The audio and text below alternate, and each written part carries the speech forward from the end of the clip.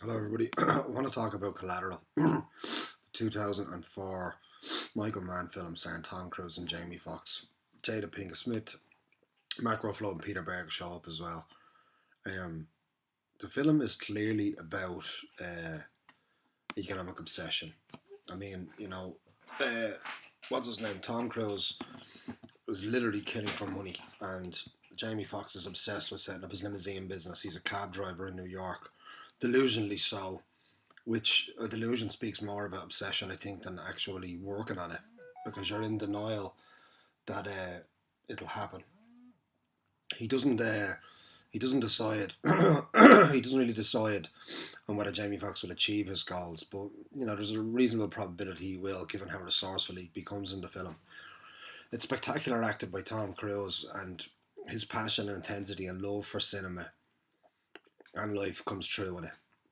Anybody that would have seen it would have seen he's really, really impressive with the white hair. And Jamie Foxx is spectacularly sensitive as the kind of vulnerable and delusional cab driver with big dreams that he can't reach. Jada Pinkett Smith shows up as a lawyer that's interested in him, and I think that's kind of like an affectation of where he's not going to get. He's also engaging with women he can't keep. It doesn't really address that, but it just kind of, you imagine it afterwards. There's also something of the scene in Fight Club where they take the Chinese guy out of the shop and put the gun to his head. And after he's let go, Brad Pitt says tomorrow he's going to achieve everything he wanted. Um, I think Michael Mann is okay with you pursuing your dreams. It's just finding the right blend between these two characters. That's kind of what you take away with it. I mean, you need a little bit of Tom Cruise's vigor and spirit, and a little bit of Jamie Foxx's sensitivity.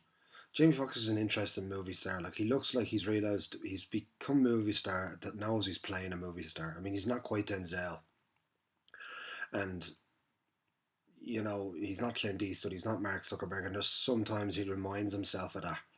As a comedian and a performer, when he is a massive star, a movie star in kind of the truest sense, he's still not those people, and that sensitivity he completely surrenders to in this film, and he kind of gives a haunting performance. Obviously, the crippling scene where he has to go to the hospital with his mother, who humiliates him, and him entering the mafia world and standing up to all those challenges.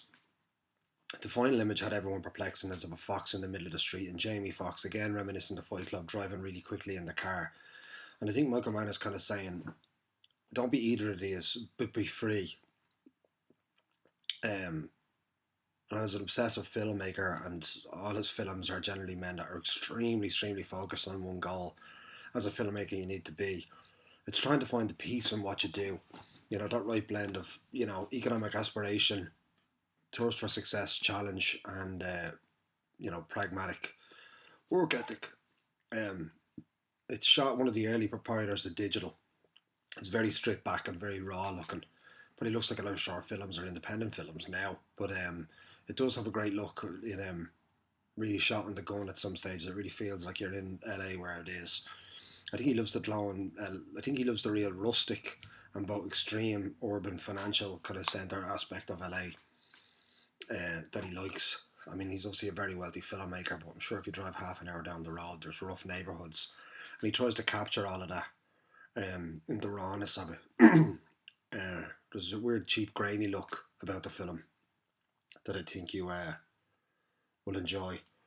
I have to say, I'm a big fan of the film. It's something you can revisit again and again. It's got thrilling action scenes, and Tom Cruise steals your eyes, and Jamie Foxx steals your heart. Like and subscribe, share the videos. Thank you.